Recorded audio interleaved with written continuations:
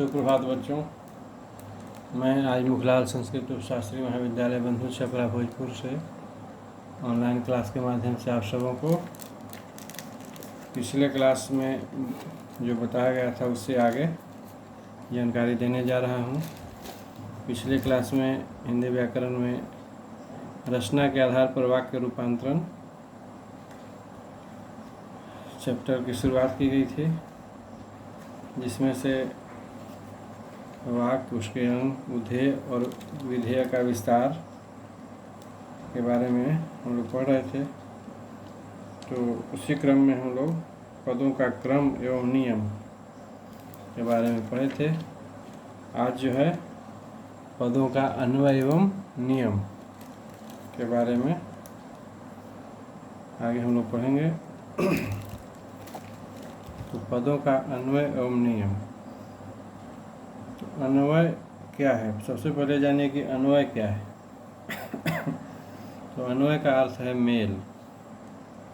वाक्य में संज्ञा, क्रिया आदि आने पर पदों में परस्पर मेल होना चाहिए। जैसे इसका कुछ विशेष नियम है। कर्ता, कर्म और क्रिया का अन्वय का विशेष कुछ नियम है। जैसे पहला नियम, यदि कर्ता के साथ कारक चिन्ह या परसर्ग न हो तो क्रिया का लिंग, वचन और पुरुष कर्ता के अनुसार होगा। जैसे राधा खाना खाती है, शीला पुस्तक पढ़ती है, ये सब उसके उदाहरण हुआ। और दूसरा नियम है कि यदि कर्ता के साथ परसर्ग हो तो क्रिया का लिंग, वचन और पुरुष जो है वह कर्म के अनुसार होगा। इसका उदाहरण, राम ने पुस्तक पढ़ी, रमा ने भोजन पकाया, ये सब इसका उदाहरण हुआ। अब इसका तीसरा नियम है कि यदि कर्ता और कर्म दोनों के साथ परसर्ग हो तो क्रिया सदा पुल्लिंग, अन्य पुरुष एक वचन में रहती है। जैसे पुलिस ने चोर को पीटा।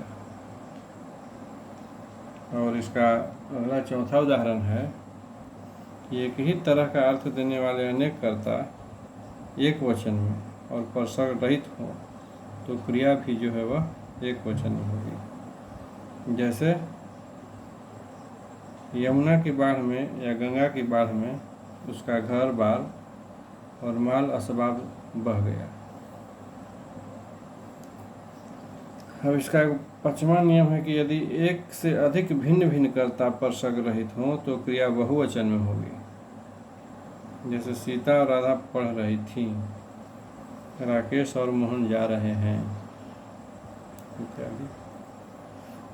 और इसका छठा और अंतिम है नियम कि यदि एक से अधिक भिन्न कर्ता लिंगों में हो तो क्रिया जो है वह अंतिम कर्ता के लिंग के अनुसार होगी। यदि एक से अधिक भिन्न कर्ता लिंगों में हो तो उसका क्रिया जो है वह अंतिम कर्ता जो है उसी के लिंग के अनुसार होगी। जैसे माँ और बेटा आए, उसके पास एक पायजामा और 2 कमीजें थी। तो यह था इसका नियम किसका? वाक्य में संज्ञा, क्रिया आदि आने पर पदों में परस्पर मेल होना चाहिए। इसके बारे में अब संबंध और संबंधी का अन्वय जो है उसके बारे में जानकारी लीजिए। तो इसमें है कि का, के की संबंधवाची विशेषण परसर्ग हैं।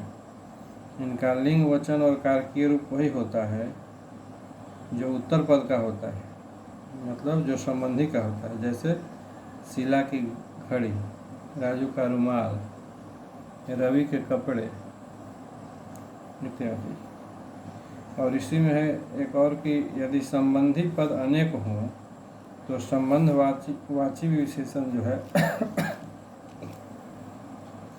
संबंधवाची विशेषण परसर्ग पहले संबंधी के अनुसार होता है। जैसे शीला की बहन और भाई जा रहे थे, ऐसा में परसर्ग को दोहराया भी जा सकता है। जैसे शीला की बहन और उसका भाई जा रहे थे, ये भी हो सकता है सर। अब संज्ञा और सर्वनाम का अन्वय देखिए।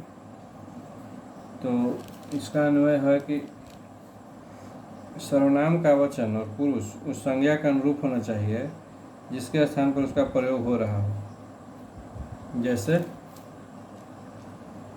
राधा ने कहा कि वह अवश्य आएगी। राधा ने कहा कि वह अवश्य आएगी। अध्यापक आए तो उनके हाथ में पुस्तकें थी। तो यह संज्ञा और सर्वनाम का अन्वय का ही पहला थी था। नियम दूसरा है कि हम, तुम, आप, वे, ये आदि का अर्थ की दृष्टि से एक वचन के लिए ही प्रयोग होता है। हम, तुम, आप, वे, ये आदि का अर्थ की दृष्टि से एक वचन के लिए प्रयोग होता है, किंतु इनका रूप जो है बहुवचन में ही रहता है। जैसे आप कहाँ जा रहे हो, लड़के ने कहा कि हम भी चलेंगे। अब विशेषण और विशेष का अन्वय के बारे में जानिए। तो विशेषण का लिंग और वचन विशेष के अनुसार होता है।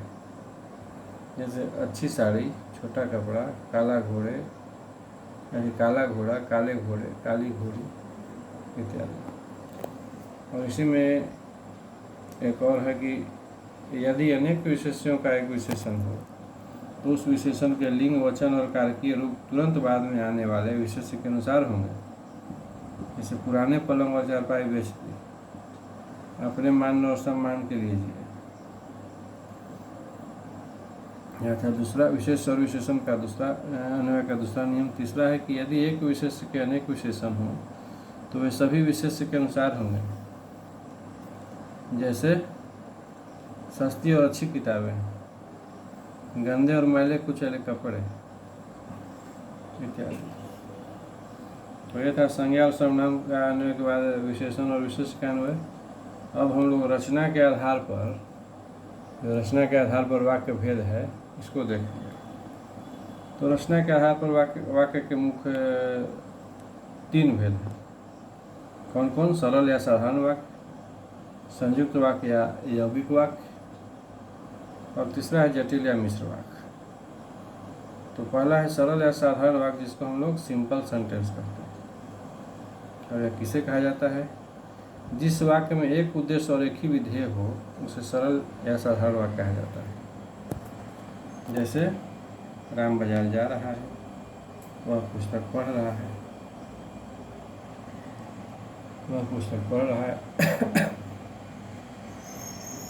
अब इन वाक्यों में राम तथा पुस्तक करता है तथा जा रहा था पढ़ रहा क्रिया है। एक ही करता था, एक ही क्रिया होने के कारण यह जो है वह सरल वाक्य है। अब सरल वाक्य में कर्ता और क्रिया के अलावा कर्म तथा उसके पूरक भी सम्मिलित हम लोग कर सकते हैं। जैसे राहुल पढ़ा, इसमें केवल कर्ता क्रिया है। राहुल पढ़ रहा है, इसमें कर्ता क्रिया तथा विस्तार है। पड़ोस में रहने वाला राहुल पढ़ रहा है, इसमें विस्तार कर्ता क्रिया तथा विस्तार है। फिर राहुल ने पुस्तक पढ़ी, अब इसमें कर्ता कर्म क्रिया तीनों है। राहुल ने मित्र को पुस्तक दी, इसमें कर्ता कर्म तथा कर्म क्रिया है। और इसी को बनाइए, इसी में एक और है इसी का वाक्य कि राहुल ने अपने प्रिय मित्र को कहानी की पुस्तक दी। अब इसमें कर्ता है, फिर कर्म का विस्तार है, फिर कर्म का विस्तार है।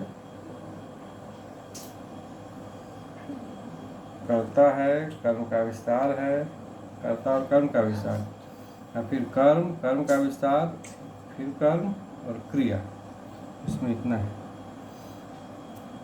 अब वाक्य के दूसरा मुख्य भेद है कुछ ही संयुक्त वाक्य या यौगिक वाक्य, जिसको हम लोग अंग्रेजी में कंपाउंड सेंटेंस कहते हैं। तो इसका परिभाषा है कि जिस वाक्य में 2 या 2 से अधिक सरल अथवा मिश्र वाक्य योजकों द्वारा जुड़े हों उन्हें संयुक्त वाक्य या यौगिक वाक्य कहते हैं। संयोजक द्वारा जुड़े रहने पर भी प्रत्येक वाक्य अपना स्वतंत्र अस्तित्व रखता है और एक दूसरे पर आश्रित नहीं रहता। तो ऐसे वाक्य जो है वह समानाधिकरण वाक्य कहलाते हैं। इसमें समुच्चय बोधक अव्यय का प्रयोग संयोजक रूप में, विभाजक रूप में, विरोध दर्शक रूप में और परिणाम बोधक रूप में होता है। जैसे संयोजक के रूप में वाक्य कि कंडक्टर ने सीटी बजाई और बस चल पड़ी। अविभाजक के रूप में वाक्य, आप पहले आराम करेंगे या आपके लिए खाना ले आऊँ। अविरोध दर्शक वाक्य, मैं आपका काम अवश्य कर देता लेकिन क्या करूँ, व्यस्त हूँ। अब एक और परिणाम बोधक वाक्य कि उसने बहुत मेहनत की थी इसलिए वह परीक्षा कक्षा में प्रथम आया। अब इसका जो है वाक्य का तीसरा भेद जो था वह है जटिल या मिश्र वाक्य, जिसको हम लोग कॉम्प्लेक्स सेंटेंस कहते हैं।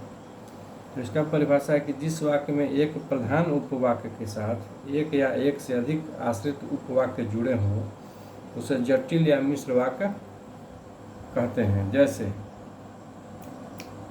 वह कौन सा क्षेत्र है जहां महिलाओं ने अपना कदम रखा, या गहन से गहन संकट हो फिर भी वह हंसता रहता है, यह जटिल वाक्य का उदाहरण है। अब हम लोग इससे आगे उपवाक्य देखेंगे। तो मिश्र वाक्य में आश्रित उपवाक्य मुख्यतः 3 प्रकार का होता है। कौन कौन? संज्ञा वाक्य, विशेषण उपवाक्य, संज्ञा उपवाक्य, विशेषण उपवाक्य और क्रिया विशेषण उपवाक्य। अब संज्ञा उपवाक्य को देखिए, इसका परिभाषा है कि जिस आश्रित उपवाक्य का प्रयोग प्रधान उपवाक्य की क्रिया के कर्म के पूरक के रूप में प्रयुक्त होता है उसे संज्ञा उपवाक्य कहते हैं। जैसे राजू ने कहा कि वह कल मुंबई जा रहा है। अब इस वाक्य में वह कल मुंबई जा रहा है वाक्य संज्ञा उपवाक्य है। संज्ञा उपवाक्य जो है वह बहुधा प्रधान उपवाक्य से की योजक के द्वारा जुड़े होते हैं। अब मिश्र वाक्य में आश्रित उपवाक्य का दूसरा जो है भेद वह है विशेषण उपवाक्य। तो विशेषण उपवाक्य का परिभाषा है कि जो आश्रित उपवाक्य अपने प्रधान वाक्य की किसी संज्ञा या सर्वनाम की विशेषता बतलाता है उसे विशेषण उपवाक्य कहते हैं। जैसे वही व्यक्ति उन्नति करता है जो परिश्रमी होता है। अब इस वाक्य में जो परिश्रमी होता है वो वाक्य पहले उपवाक्य व्यक्ति का विशेषण होने के कारण विशेषण उपवाक्य है।